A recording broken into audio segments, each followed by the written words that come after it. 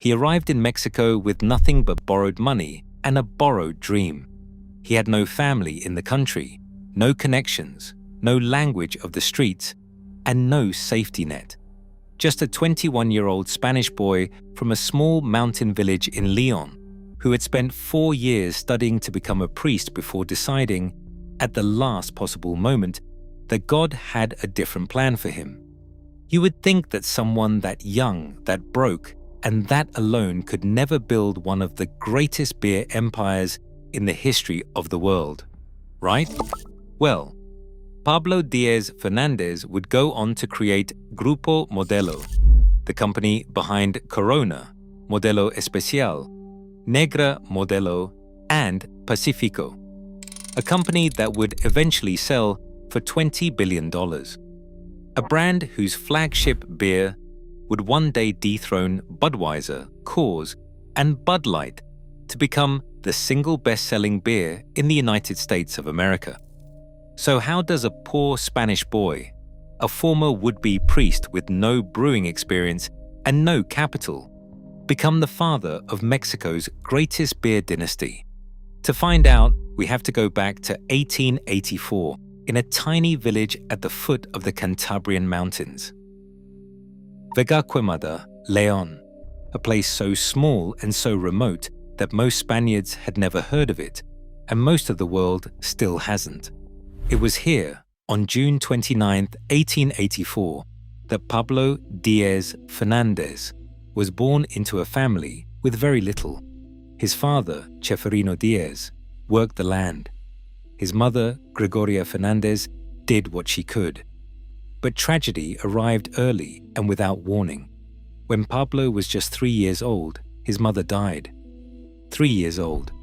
He was barely old enough to form a memory of her face. He was sent to live with his paternal grandparents in the nearby village of Palazuelo de Bonar.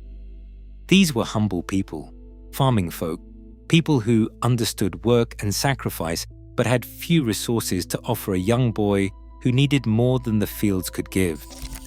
What they gave him, though, was something no amount of money can buy. They gave him discipline, they gave him faith, and they gave him the deep, unshakable belief that a person's circumstances do not have to define their destination. This was rural Spain at the end of the 19th century. There were no safety nets, no social programs, no economic mobility waiting for the children of poor farmers in the mountains of León. You were born into your station in life, and in most cases, you died in it. A boy raised by his grandparents in a village of a few hundred souls had every reason to accept that arrangement and ask nothing more of life than what life had already decided to give him. Pablo was sharp. You could see it from the beginning. He studied classical literature and philosophy at the Instituto Municipal de Bonar, a remarkable fact for a boy from such modest origins. He had a mind that stretched beyond the mountains surrounding his village. And when he was 16 years old, sensing something in this restless, bookish boy that needed channeling, his family pointed him toward the church. He entered the Dominican monastery of Cangas de Narcea, and for 4 years he threw himself into it. He studied, he prayed, he contemplated a life of service. By the time he approached his 20th birthday, he was nearly there, standing on the threshold of ordination, a life in the clergy seemingly set before him like a path through a forest that had already been cleared. And then he stopped. We don't know exactly what happened in those final weeks before ordination. History doesn't give us the precise moment, but we know the result. Pablo Diez walked away from the priesthood, left Cangas de Narcea, and moved to Madrid. Whatever he had heard in the silence of that monastery, whatever voice had spoken to him in the watches of the night, it had said, "Not this, not yet. There is somewhere else you are supposed to be." And here is what I find remarkable about this moment. Pablo didn't just leave the monastery quietly. He told the Dominican friars what he had decided, and the friars respected him enough to help him. They lent him the funds he would need to sail to the other side of the world and try to build a life from scratch. That tells you something important about who Pablo Diaz already was at 20 years old. You don't borrow money from people who don't trust you, and people don't trust you unless you've already given them reason to. In 1905, with money he had borrowed from the Dominican friars themselves, Pablo Diaz booked passage on a ship to Mexico. He was 21 years old. He knew nobody across the ocean. He had no job waiting for him, no family to soften the landing, no plan beyond the desperate hope that a new world might have room for a poor boy with a borrowed education and an unbroken will. That kind of courage is hard to fathom. I want you to sit with that for a moment. Imagine being 21, raised by grandparents in a mountain village, trained as a priest, and then betting everything on a boat ticket to a country you've never seen. Most people would have taken the ordination. Most people would have taken the safety. Pablo Diaz was not most people. Mexico City, 1905. The country was still under the thumb of Porfirio Diaz, the dictator who had modernized Mexico's infrastructure while grinding its poor beneath his boot. The streets were full of ambition and desperation in equal measure. A young Spanish immigrant with no connections would have to start from the absolute bottom. And that is exactly where Pablo started. He found work as a bookkeeper at a bakery owned by a man named Venegas. You read that right. The man who would one day control Mexico's greatest beer empire spent his first years in the country counting bread, checking ledgers, making sure the numbers added up on flour and yeast and loaves of bread. It was humbling work. It was invisible work. But Pablo Diaz was watching. He was learning.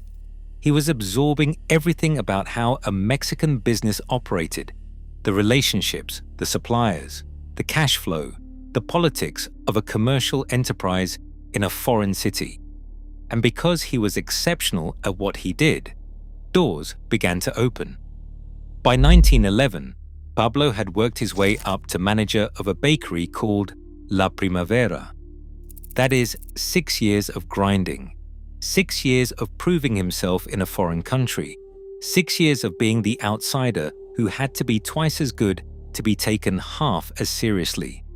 And in 1912, just 7 years after arriving in Mexico with borrowed money and borrowed hope, Pablo Diaz bought La Primavera outright. He owned it. He was 28 years old, and he owned a bakery in one of the most competitive commercial cities on the continent. This is the part of Pablo's story that most people miss. Because when we think of beer dynasties and billion-dollar brands, we don't think of bread. We don't think about the 10,000 invisible decisions that happened before the famous moment. But this bakery was everything. It taught Pablo how to manage people, how to read a market, the art of the deal, the discipline of the ledger, and the iron requirement of quality in a product that people would put in their mouths. You couldn't fake it with bread. You couldn't cut corners. The customer knew immediately with the very first bite whether you had done your job. That lesson would run like a golden thread through everything Pablo Diaz touched for the rest of his life. By the early 1920s, Pablo had expanded far beyond bread. He established the mechanized first bakery in Mexico and became part owner of the first yeast factory for bread in the entire country. He wasn't just running a bakery. He was controlling a critical input to every bakery. He was building up the industrial stack, acquiring leverage at each layer, ensuring that his enterprises were self-sufficient in ways that his competitors simply weren't. This was a pattern, this deep instinct for vertical integration that would define Grupo Modelo for decades to come. His reputation in the Spanish immigrant community of Mexico City was formidable. He was known as a man of his word, a man who paid his debts, a man who didn't overreach and didn't underdeliver. And somewhere in that relentless forward motion, he found his way into a circle of men who were about to attempt something extraordinary. October 25th, 1925, Mexico City. On that day, a building in the Tacuba neighborhood opened its doors for the first time, and 10,000 Mexicans flooded in to see what was inside. Among them was President Plutarco Elias Calles himself, accompanied by his entire cabinet. The occasion was the grand opening of Cervecería Modelo, a brewery unlike anything Mexico had seen before. The idea had begun 3 years earlier. On March 8, 1922, a baker turned industrialist named Braulio Iriarte Goyeneche and a banker named Martin Oyamburu had incorporated Cervecería Modelo, Sociedad Anónima, in Mexico City. They had a vision: to brew a beer that could compete with the European imports flooding the Mexican market, a beer that carried the prestige of the old world but belonged entirely to the new. They recruited 25 investors from the Spanish immigrant community, successful men of business who understood that Mexico was modernizing rapidly and that the young urban working class was increasingly choosing beer over pulque. The 1920s were a remarkable moment in Mexico's history. The country was emerging from a decade of revolution. The cities were growing. A new middle class was forming. There was an energy in the streets, a sense that the old order had broken and something genuinely new was taking its place. Beer was part of that new order. It was modern, it was European, it was aspirational. The young men of Mexico City wanted to drink something that felt like the future. And Braulio Iriarte saw this with absolute clarity. Pablo Diaz Fernandez was among those 25 investors, a shareholder from the very beginning, a board member since 1926. This was not luck. This was the result of 2 decades of relationships carefully built and a reputation earned through honesty and relentless competence. These men trusted Pablo with their money because Pablo had never given anyone a reason not to. And from the very first day, the brewery was a sensation. German brewmaster Adolf Schmettler had been recruited to oversee production, creating a pale lager brewed to European standards, but made for a Mexican palate and a Mexican climate. 1 month after the brewery opened, they introduced a second recipe, Corona Extra, a lighter, crisper variation packaged in something almost no Mexican beer had ever used, a clear glass bottle. You could see the beer. You could see its golden color, its clarity, its quality. In a market dominated by dark bottled competitors, the transparency of that bottle was a statement. It said, "We have nothing to hide." That sense of transparency became part of the brand's identity. By 1928, Cervecería Modelo had sold 8 million bottles. 8 million in 3 years. But then came the test that would either end this story or define it forever. June 25th, 1932. Braulio Iriarte, the founder and guiding force of Cervecería Modelo, was dead.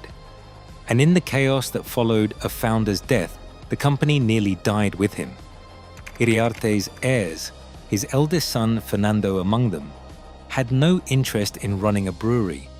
They wanted their inheritance in cash, not in shares. They wanted out. The problem was that the early 1930s were an economic nightmare. Between 1931 and 1933, Mexico's beer industry was being hammered by recession and punishing fiscal policies. Revenue was down. Suppliers were nervous. The internal management of the company had fractured without Iriarte's authority to hold it together. Cervecería Modelo was staring directly into the abyss. This is the moment in most stories where everything falls apart. where the brilliant beginning collapses into bankruptcy and regret, where the 10,000 people who had been drinking Corona Extra on a hot Mexican afternoon find, the very next time they reach for a bottle, that there is nothing left on the shelf. Pablo Diaz Fernandez would not allow that. He moved with speed and precision that must have shocked everyone watching. While his co-investor Martin Oyamburu was the wealthier man on paper, Oyamburu had dairy ranches, banking interests, oil fields. Pablo understood something that wealth alone cannot teach: urgency. He went to the National Bank of Mexico and secured a loan before anyone else had finished thinking about whether to act. He legalized the purchase proposal before Oyamburu could organize himself. He bought the shares from the Iriarte heirs. He maneuvered through the chaos of a dead founder's estate, a global recession, and the skepticism of an entire banking establishment. And he emerged on the other side with majority control of Cervecería Modelo. By 1930, Pablo Diaz was Director General. By 1936, he was the majority stockholder.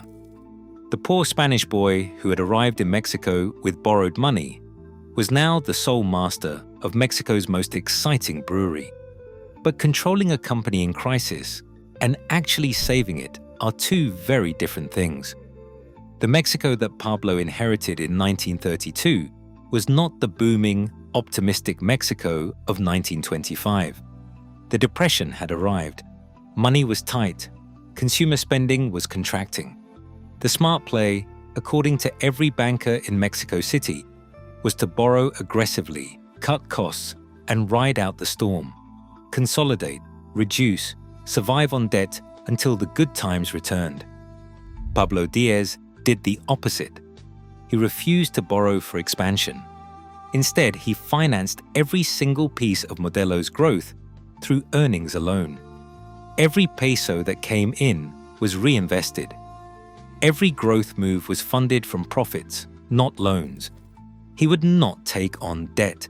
He would not compromise the independence of the company for the short-term comfort of borrowed capital.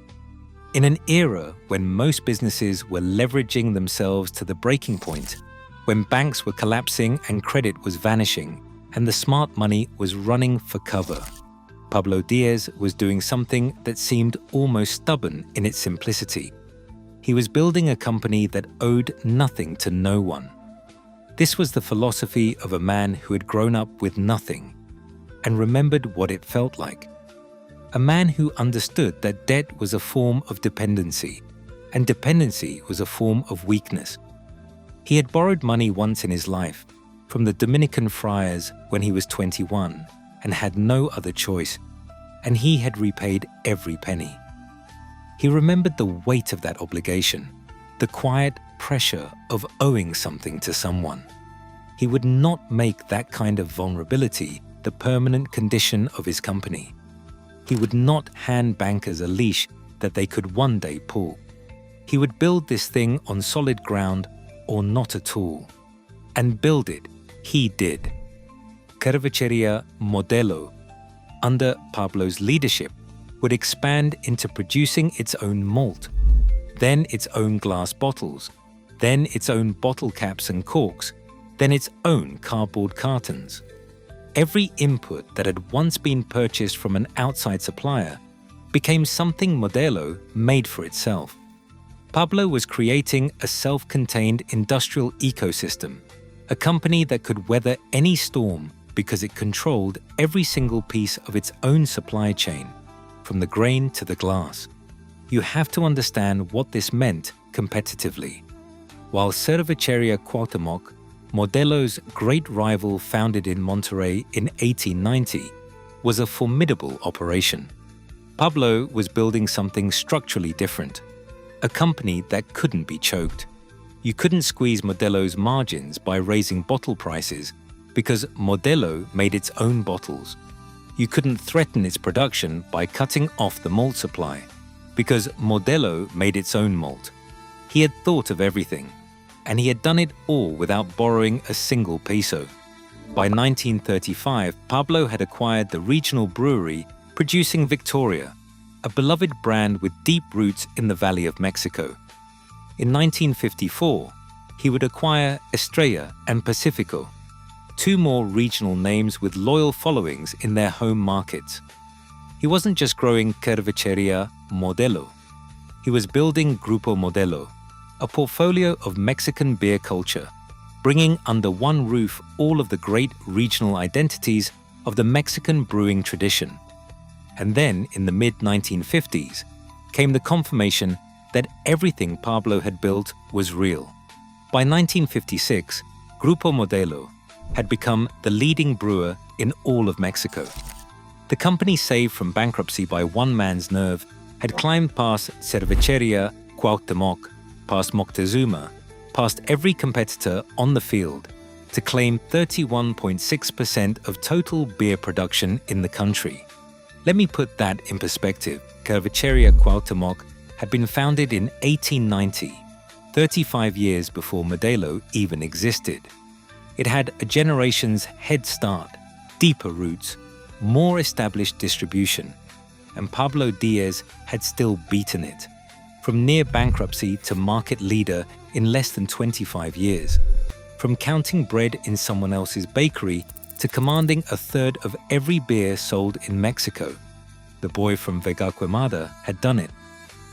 But Pablo Diaz was not finished, because great founders understand that their most important job is not what they build, it is who they choose to carry what they built.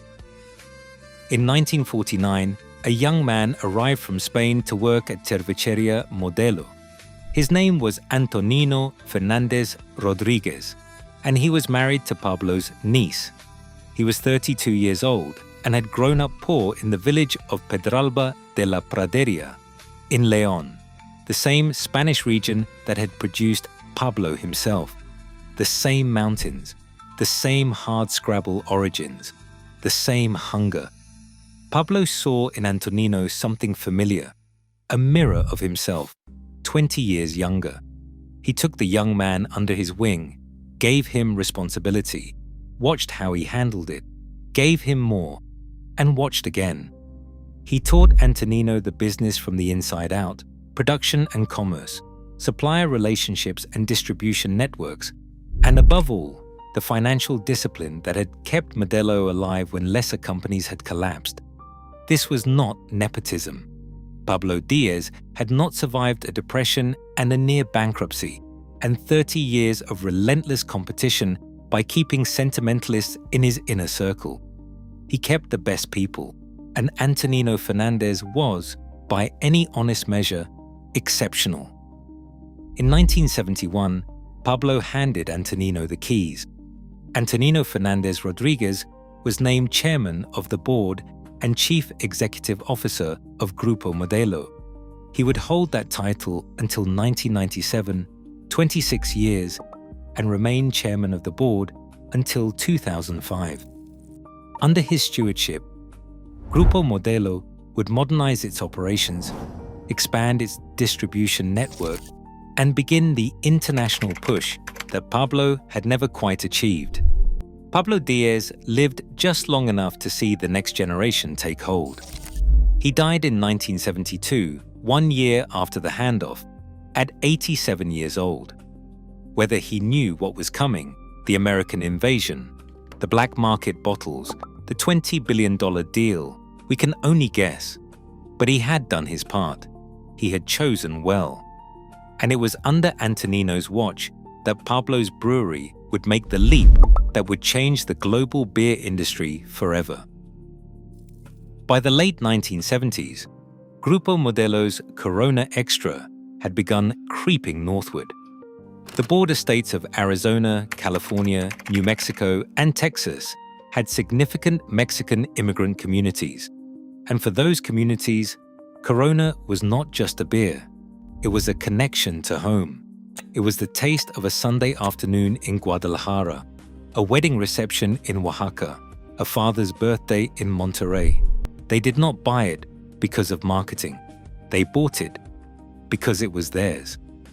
There is something almost poetic about that fact. A beer built by Spanish immigrants in Mexico was now being carried into the United States by Mexican immigrants. At every stage of its journey, Corona was the drink of people who had crossed the border and built something on the other side. There was a legal problem, however. A brewery in Puerto Rico had been operating under the Corona name for years, and the trademark dispute took time to resolve. It was not until 1979 that Grupo Modelo secured the rights to use the Corona name across the full continental United States market. And in 1985, they acquired all rights, full stop, and threw open the gates to America in a way they never had before. What happened next would shock an entire industry. Within months of the full US launch, demand in cities like New York and Denver had exploded so completely that black markets for Corona Extra emerged. People paying above market prices for bottles they simply could not find in stores. Think about that for a moment. A black market for beer, for a Mexican beer that, just a decade earlier, most Americans had never heard of. A beer brewed to a recipe developed by a German brewmaster and sold in a clear glass bottle by a company that a Spanish immigrant had saved from bankruptcy during the Great Depression. And now Americans were paying a premium to get their hands on it. The clear bottle, the lime wedge, the beach. Modelo's marketing team had found a way to sell not just a beer, but a feeling. The feeling of vacation, the feeling of release, the sun on your shoulders and nothing on your schedule. In the mid-1980s, in the era of Reagan's America, of corporate striving and power dressing and aggressive upward mobility, Corona was permission to exhale. It was permission to stop. And America, it turned out, desperately wanted permission to slow down. By the time Antonino Fernandez stepped down in 1997, the company that Pablo Diaz had saved from ruin in 1932 had become a global icon.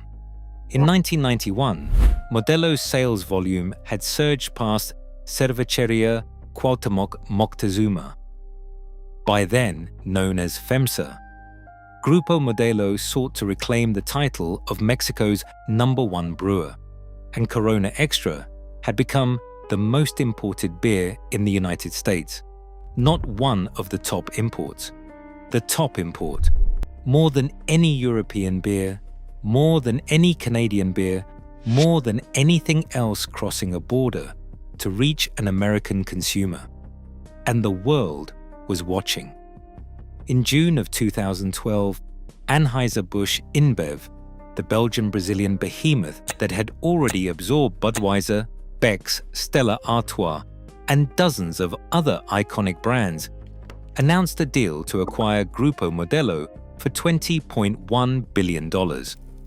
The US Department of Justice intervened to preserve competition in the American market, forcing AB InBev to sell the US rights separately. Those rights, the rights to sell Corona and Modelo Especial on American soil, went to Constellation Brands for an additional $4.8 billion. Think about that number. The American rights alone were worth nearly $5 billion. Not the company, not the breweries, not the global brands, just the right to sell these beers inside the United States. The brewery that Pablo Diaz had saved with a loan from the National Bank of Mexico in 1932, when it was days away from collapse, was worth $20 billion 80 years later. And the story wasn't over. In May of 2023, something happened that no one in the beer industry had ever expected to see in their lifetime. The monthly US retail sales data came in, and there it was. Impossible to misread. Modelo Especial had overtaken Bud Light as the best-selling beer in the United States of America. Not just for a week, not just for a month, for the year. After 22 uninterrupted years of Bud Light holding that throne, the crown had changed hands. By August of 2023, Modelo Especial held an 8.34% share of all beer dollars spent in American retail stores, compared to Bud Light's 8.28%. A Mexican beer, a beer descended from the vision of a group of Spanish immigrants who opened a brewery in the Tacuba neighborhood of Mexico City on October 25, 1925, was now the most popular beer in the country that invented Budweiser. This is remarkable when you consider where it started. Pablo Diaz arrived in Mexico without connections, without capital, without a plan. He was not a brewer. He was not an industrialist. He was a 21-year-old from a mountain village who had trained to be a priest and walked away at the last moment because something inside him said there was more. He spent his first years in Mexico counting bread. He spent his first decade building a reputation, one honest transaction at a time. And when the moment came, when the founder died and the company was about to fail and everyone else was stepping back, Pablo Diaz stepped forward. He didn't have a formula. He had a principle: build on solid ground, own what you need, never cut corners, and find someone worthy to carry what you've built. When asked about his life and his success, Pablo Diaz reflected, "The secret is to do whatever you do with complete honesty and complete dedication." 7 words that sound simple and are in fact the hardest thing in the world. Not partial honesty when it's convenient. Not dedication when the times are good. Complete, every time. In the bakery, in the brewery, in the boardroom, in the depression, in every transaction and relationship and decision, from a small mountain village in Leon to the top of Mexico's greatest industry. In 1969, the Mexican government awarded Pablo Diaz Fernández the Orden del Águila Azteca, the Order of the Aztec Eagle, the highest honor the Republic of Mexico can bestow upon a foreign national. He received it not for the beer, but for his decades of philanthropy, his support of nursing homes and hospitals, his funding of the Sanatorio Español and the Red Cross Central Hospital in Mexico City, his endowment of the Instituto Nacional de Cancerología. He gave millions to institutions that cared for the sick and the elderly and the vulnerable, the people at the very bottom of the same social order he had once occupied himself. He had arrived in Mexico with nothing. He was leaving it with everything given back. Pablo Diaz Fernández died in 1972. He was 87 years old. He had outlived the Depression, 2 world wars, multiple Mexican political upheavals, and the great skepticism of everyone who must have looked at that 21-year-old from Vega Quemada and seen nothing more than another young immigrant with a borrowed boat ticket and an impossible dream. Today, Grupo Modelo's brands generate more than $5 billion in annual US revenue alone. Corona is sold in more than 180 countries. Modelo Especial is the #1 beer in America. And that clear glass bottle, the one that Cervecería Modelo introduced in 1926 so that drinkers could see for themselves the quality of what they were about to taste, is still one of the most recognized objects in the history of consumer goods. But Pablo Diaz's legacy was never really about beer. It was about something older and simpler and more essential than any product. It was about the proof that the circumstances of your beginning don't have to determine the destination of your story. It was about the truth that discipline and honesty and the willingness to step forward, when everyone else is stepping back, can build something that outlasts anything, outlasts recessions, outlasts rivals, outlasts even the founders themselves. The poor boy becomes the builder becomes the legacy, and the legacy, as it turns out, never stops growing. A poor Spanish boy from a village most people have never heard of.